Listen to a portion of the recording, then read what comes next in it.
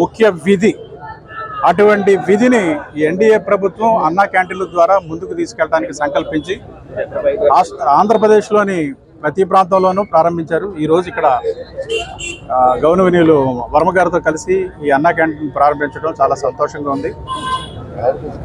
ఈ పిఠాపురం పట్టణానికి వివిధ పనుల మీద అనేక మంది వస్తుంటారు. వేళకి వారికి అల్పాహారం కానీ భోజనం కానీ అందటం చాలా కష్టంగా ఉంటుంది. హోటల్లోకి వెళ్తే చాలా ధరలు ఉంటాయి.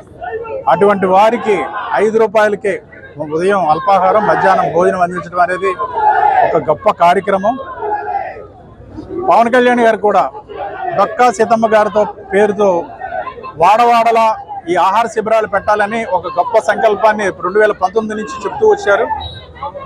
ఈ ఎన్డీఏ కూటమిలోకి వచ్చిన తర్వాత ఆవిడ ఆ మహాతల్లి పేరును పాఠశాలలో జరిగే మధ్యాహ్నం ఆహార పథకానికి ఆ పేరు పెట్టడం వల్ల ఈ అన్నా క్యాంటీన్ల పేరు మీద ఇవి కొనసాగించడానికి పవన్ కళ్యాణ్ గారు కూడా అంగీకారం తెలిపారు, సంతోషంగా ఉన్నారు.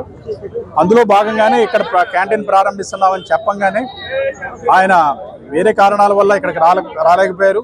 వెళ్ళి ఈ కార్యక్రమాన్ని ముందుకు నడిపించమని చెప్పడం వల్ల ఆయన ప్రతినిధిగా నేను ఇక్కడికి వచ్చి ఈ రోజున ఈ క్యాంటీన్ ప్రారంభించడం నా అదృష్టంగా భావిస్తున్నాను. పిఠాపురంలో ఇక్కడున్న అవుట్లెట్తో పాటు వీలైతే ఈ నియోజకవర్గంలో ఇంకొక 3-4 అవుట్లెట్లు కూడా ప్రారంభించడానికి పవన్ కళ్యాణ్ గారు ఆలోచన చేస్తున్నారు. అవి కూడా త్వరలోనే కార్యరూపం దాలుస్తాయి. Thank you.